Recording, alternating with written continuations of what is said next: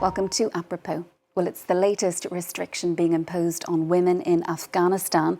After being banned from speaking in public, they're now being forbidden from praying loudly or reciting the Koran in front of other women. They're already excluded from secondary school education, many public spaces and most jobs. Their plight is being highlighted at a new exhibition here in Paris, as Emily Boyle explains. 14-year-old Muska is soon to be married. In exchange, her family will receive a water well and some solar panels. Muska's portrait is just one of hundreds hanging from the walls of this new exhibition in Paris. The photographs are part of No Woman's Land, a project which casts a light onto the daily lives of women in Afghanistan, now mostly restricted to the shadows. All the photos of women that you're going to see were taken indoors. Women can no longer exist in the public space and no longer have access to other venues. So they can no longer go to cafes or restaurants, to the gym, to parks, to swimming pools, to beauty salons. Since the Taliban returned to power in 2021, women have been almost completely confined to their homes. In August this year, women were even banned from showing their faces or speaking in public. Now, they are no longer allowed to pray in front of each other. The United Nations has accused the Taliban government of gender apartheid and potential crimes against humanity. We cannot leave Afghan women to fight alone. If we do, we have no moral ground to fight for women's rights anywhere else. Their fate determines the fate of women everywhere. The Taliban Ministry of Vice and Virtue recently pledged to ban any images of living things in the media. During their rule in the 1990s, the Taliban had outlawed most television, radio and newspapers altogether. Well, to discuss the situation for women in Afghanistan, we're joined by Nargis Nehan, women's rights advocate living in exile in Canada, also former Afghan minister. Thank you so much for being with us on the programme this evening, Nargis. Firstly, after over 3 years now of Taliban rule, how different is Afghanistan to the country you left? It's very different than the country that I used to live in the last 20 years before August 2021. As you mentioned, I was a cabinet member. Like me, there were also other women that they were serving as ministers, as deputy ministers, as member of parliament, as women rights activists, running businesses, and as well as media organizations. Unfortunately, after 15 August 2021 and collapse of state, most of us were evacuated from inside Afghanistan. But on top of that, the Taliban started introducing decrees after decrees. And so far, they have issued more than 80 decrees directly targeting the very basic human rights of the women in Afghanistan. And today, the women are not allowed to go to school, university, work, going out without male guardian. Even they are not allowed to recite Holy Quran in presence of other grown-up women in public. That is the kind of severe restriction that women are facing in Afghanistan today. As a result of this situation, unfortunately today, the violence against women has severely increased. There are a lot of forced marriages and selling of the girls because now they're a burden on the family. And on top of that, the woman's position has degraded not only in the society, but also within their families. They are not seen as equal human beings anymore in their houses and as well as in the society. And rights groups, they say the Taliban's committing human rights violations, as you say, crimes under international law with impunity. What can be done to stop this, and why is the Taliban not being held accountable internationally?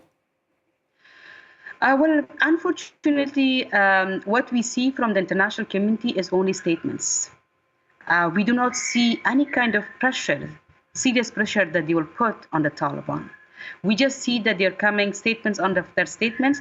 And on top of that, whenever there is any opportunity for putting pressure on the Taliban, they prefer to ignore that. They prefer to give in into the demands of the Taliban because they mainly deal with the Taliban based on their own interests and as well as geopolitical situation, rather than looking at the gross violations of human rights the Taliban have committed in Afghanistan. Very recently, 4 countries have courageously come forward, including Canada, Netherlands, Australia, and Germany. And they have said that they're going to introduce Taliban, Afghanistan, to ICJ for violating the human rights of basic rights of women in Afghanistan. So we really hope that that process will move forward and Taliban will be held accountable for all these violations. And what other kind of concrete measures then are needed to address these human rights issues? First of all, we have to have clarity amongst ourselves, the state members, that when we are talking about women's rights in Afghanistan, it's not an internal issue of the country, as Taliban are claiming that it's our internal issue and countries outside Afghanistan has nothing to do with it.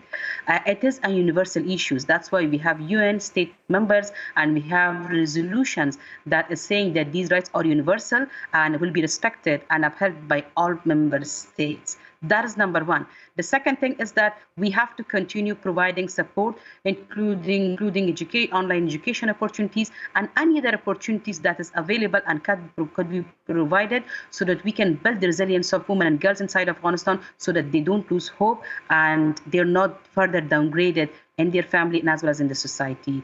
But at the end, what is also needed that the world comes together and help us out, that we come up with a political pathway for Afghanistan where actually we can have sustainable peace and we can restore back a government that will have internal legitimacy and as well as external legitimacy.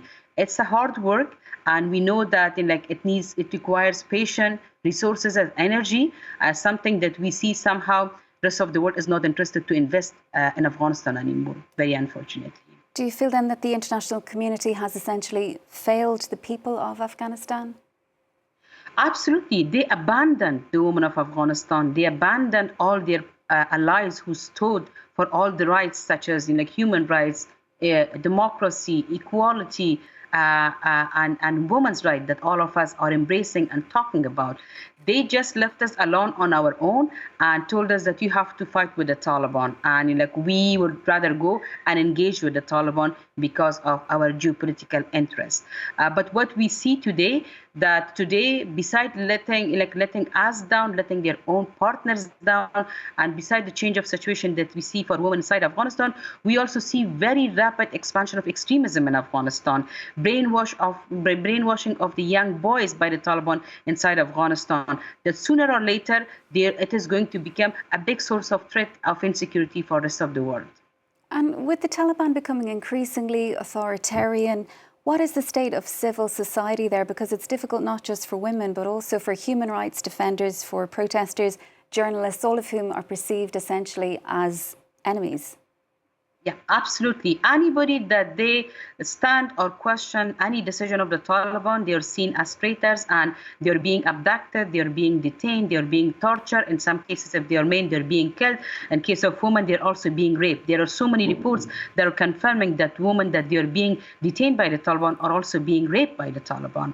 So that's what happens, and they do that intentionally to terrorize the rest of the citizens, that if you're standing against us, if you're protesting against any of the policies that we are adopting, that is what will happen to you. So that is the situation of civil society inside Afghanistan. Unfortunately, the space is totally diminished. There is no civic space inside Afghanistan. There is no dialogue. There is no engagement between people and the Taliban as a de facto authority. So, but those of us that we were evacuated from Afghanistan 3 years back, and we are now resettled in different countries, thanks to technology that has helped us to stay in contact with our people inside Afghanistan and provide them with the support, and as well as make sure that we understand the situation, we collect the data, and we amplify their voice and take their issues and voices to different platforms, and make sure that the world has not forgotten Afghanistan and Afghan women, and they are aware of the situation that is happening to women inside Afghanistan. You're in Canada, Nargis. Other activists, they went to places other people who fled Afghanistan, they went to places like Iran and Pakistan, where they're again being exposed to forced deportation. What is the situation for those people? Is there any hope that they are one day going to be able to return home? Well, until Taliban are in power, there is no hope that they will return home and they are going to be safe inside Afghanistan. Even if they are forced to leave these countries, as soon as they go back to Afghanistan, we have many incidents report that they are being handed over by the Taliban, and in some cases they are being detained by the Taliban. In some cases they are being killed by unknown people that nobody takes responsibility.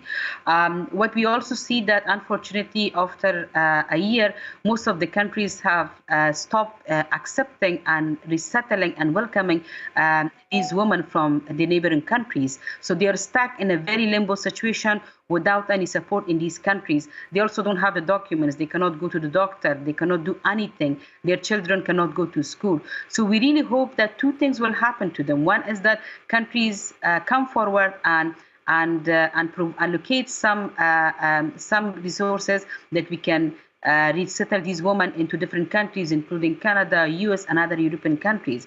And on top of that, we also need support so that we can provide some basic support, such as technical vocational education, humanitarian support, education for the little kids that these women are having until they live in these neighboring countries, so that at least the time that they are having will pass, but at least their children should not be denied education in these countries just because they don't have the documents.